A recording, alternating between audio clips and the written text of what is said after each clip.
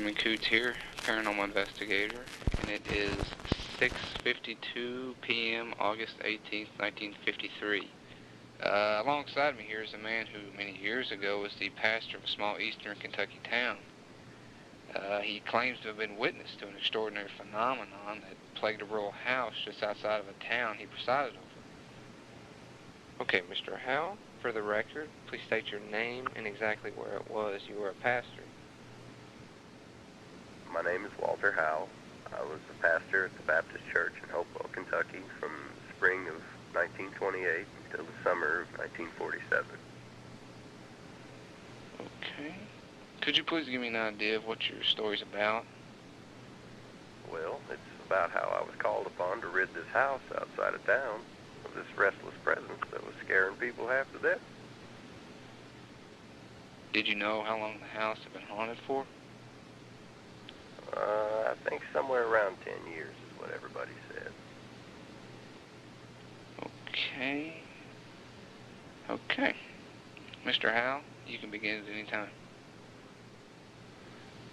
Okay.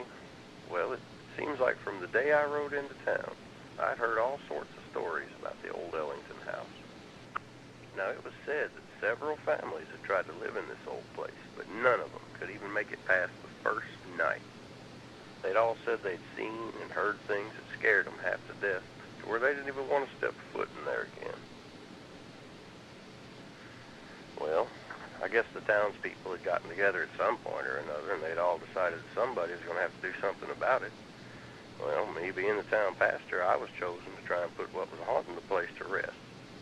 Now, I don't know how people nowadays feel about ghosts and such, but I'll tell you what, I never, in all my days, thought I would see something like I seen that night.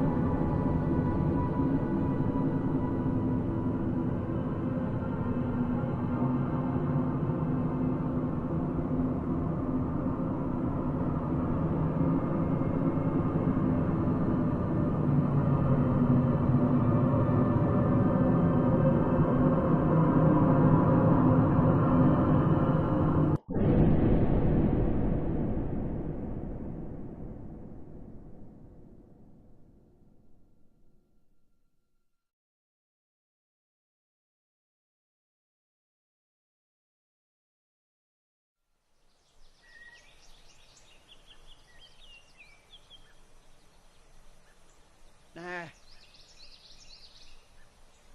I gotta get rid of this stuff someday.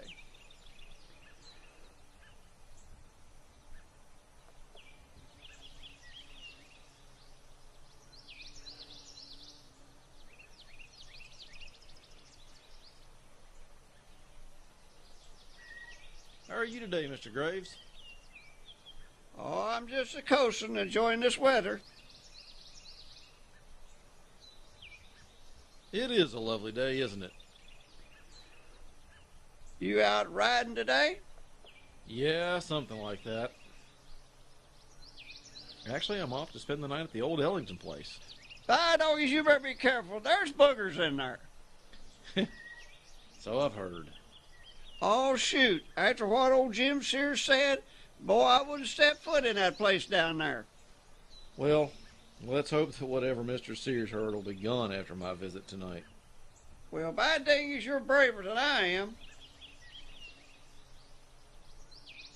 Well, I guess it's just one of those jobs that the good Lord sets you out to do.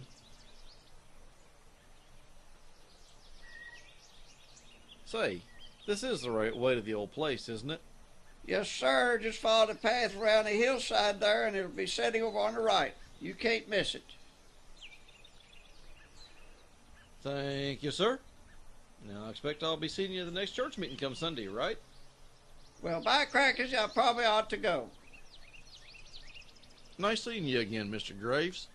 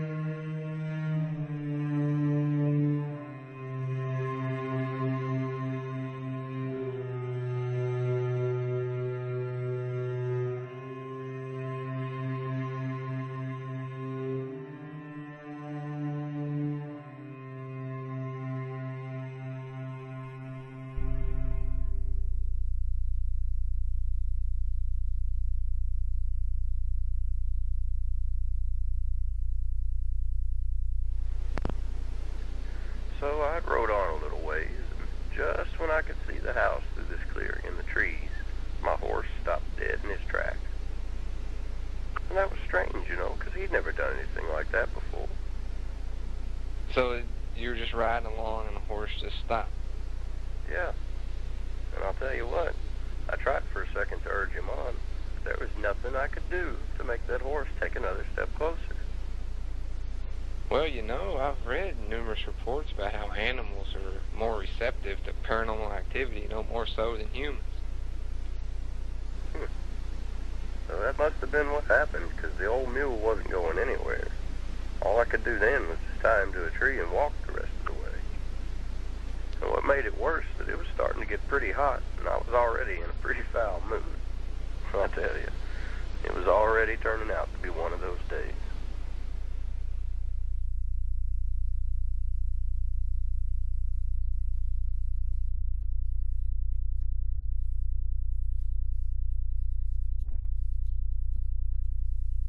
Nag.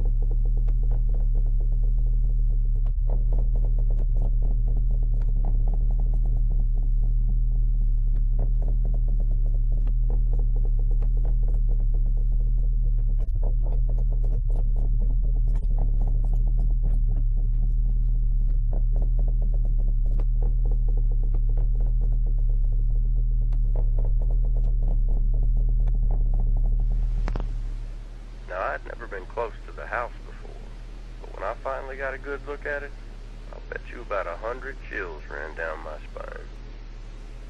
I mean, just looking at the outside of this place, you could tell there was just something not right about it. So at first I was a little worried, you know, and I kind of debated on whether or not I should even step foot in the place. But I knew I had to be brave, so I just whispered a few prayers in my mind, and that, you could say, gave me the strength to carry on.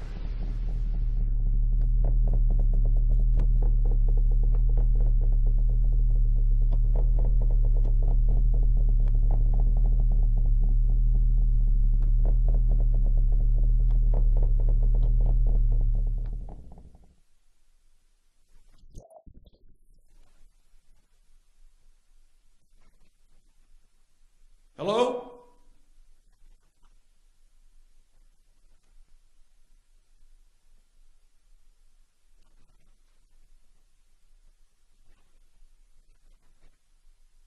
Is anybody here?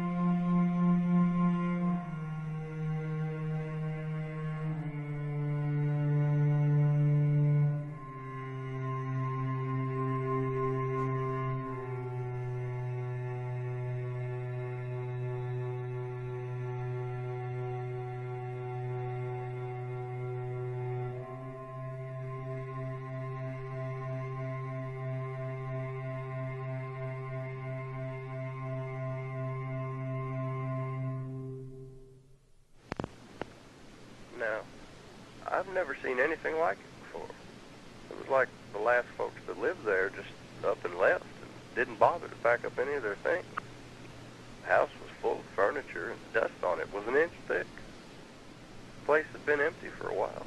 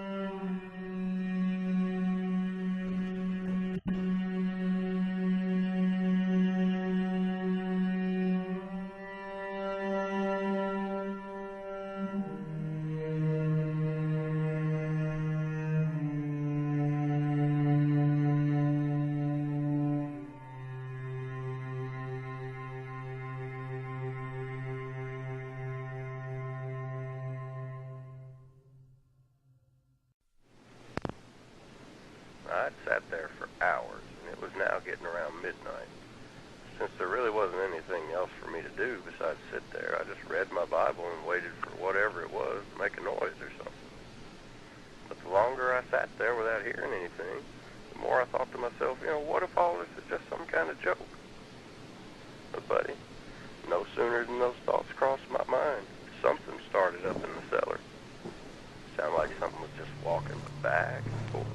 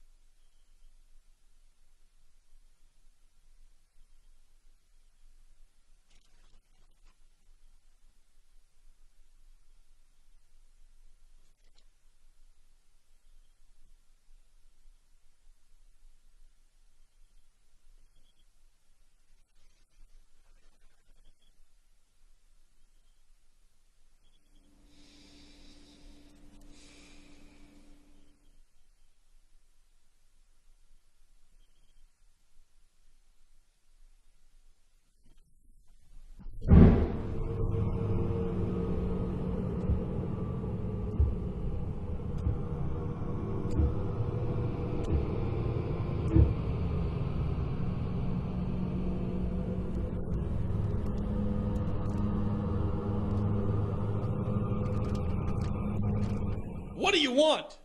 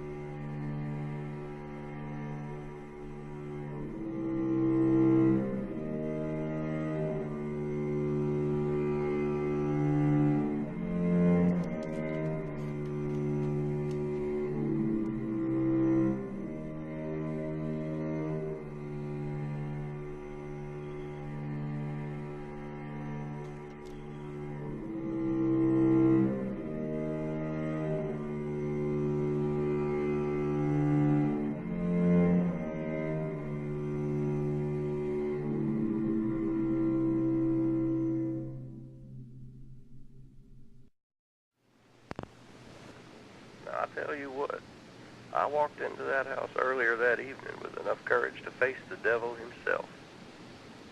But now, after that door opened and shut by itself, well, I wanted to jump out the window and run for the hills. But I kept in mind that the good Lord had a job for me to do, and I was going to do it. So I just opened my Bible again and started reading a little more.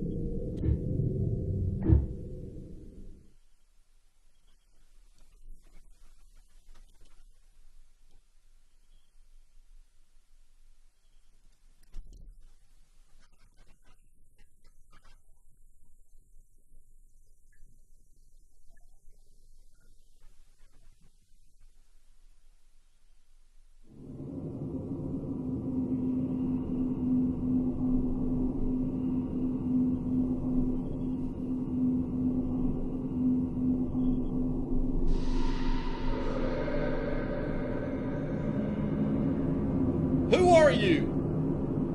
What do you want?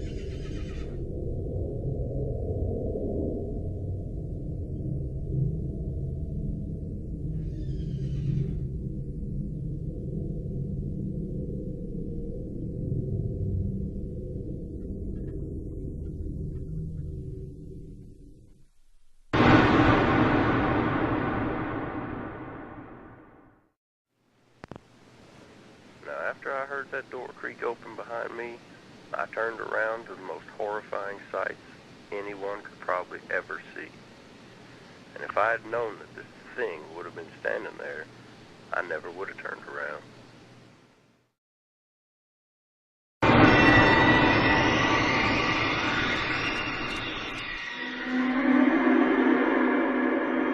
Stay away from me.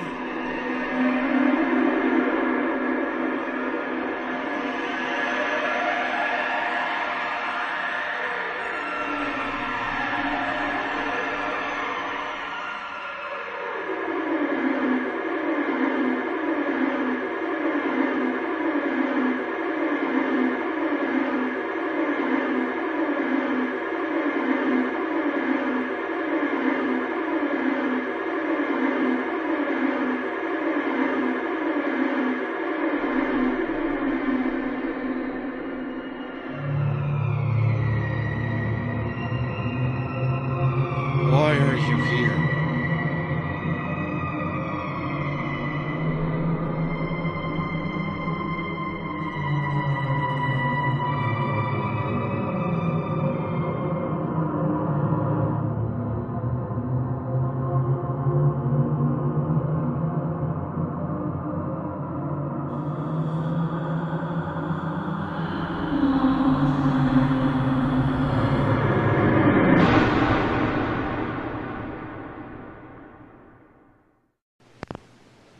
All I could do was just stand there, horrified, as this rotten corpse of a young girl explained to me what had happened to her. She told me that long ago her lover had killed her for her money and buried her in the cellar. Now, the reason she couldn't rest, she said, was because he was never caught and because her bones were never buried properly. She told me that if I could give her a good Christian burial and find the man who had killed her, that she'd give the money she had hidden to my church. She said that if I could help her to return once more, and I would hear her voice around midnight, and she'd tell me where she hid the money. Now, I didn't really bother asking any questions, because I think I was a little too scared. I mean, I just stood there because I couldn't say anything, and just like that, she let go of my arm and kind of swayed back towards the cellar door and disappeared.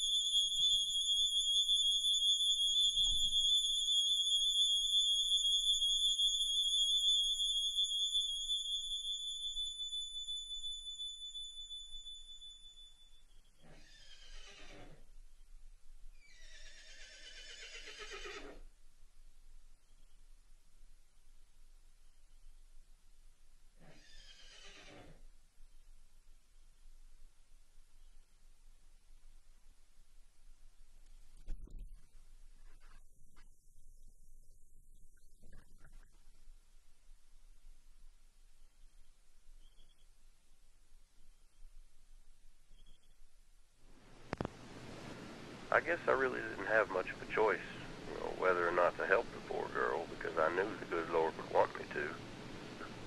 So I grabbed a lantern and I headed for the cellar.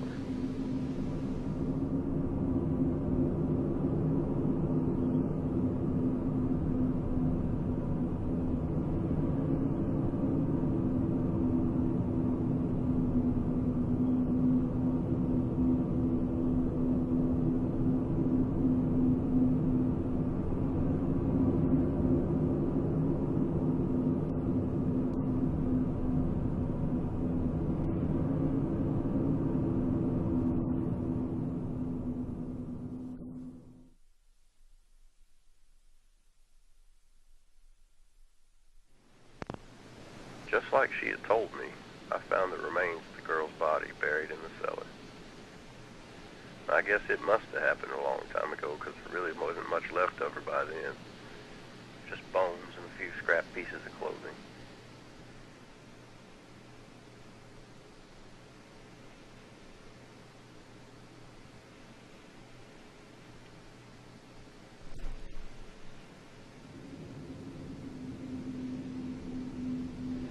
Well, I guess you could say I felt sorry for her, because everybody deserves to rest.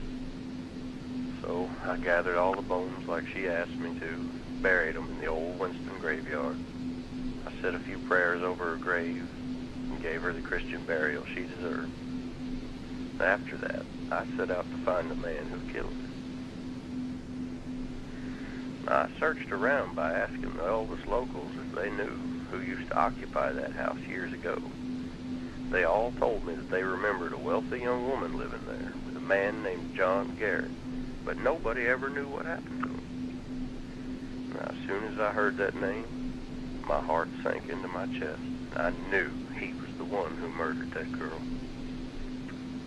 So after hearing this, I went and got the local sheriff, and we tracked the man down to an old shack that was about 5 miles from town. We paid this Mr. Garrett a visit, and I left the questioning to the sheriff because I knew that was his kind of work.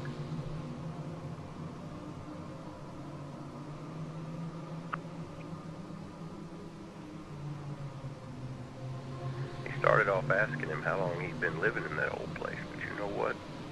As soon as we mentioned finding the girl's bones in the cellar, the man broke down into hysteria and confessed.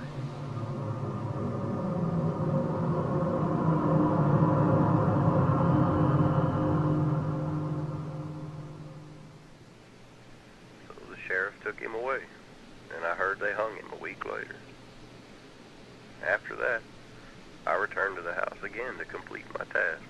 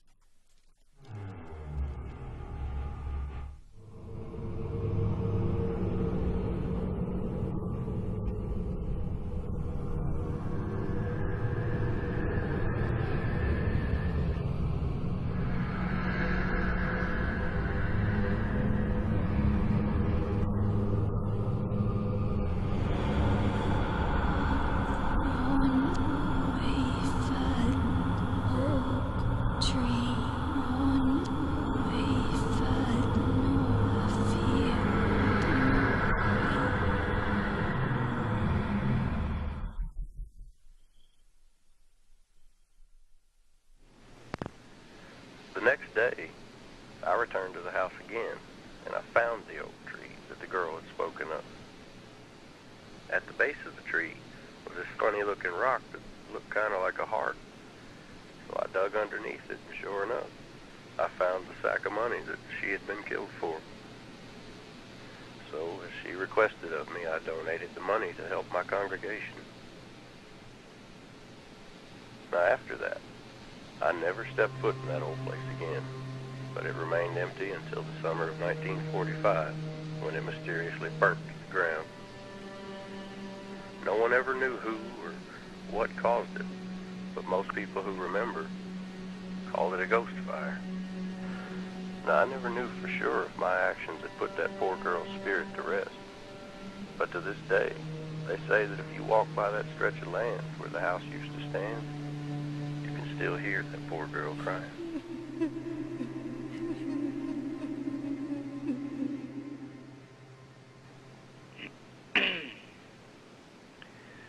Well, thank you for your time, Mr. Howe. That was an incredible story. This is Simon.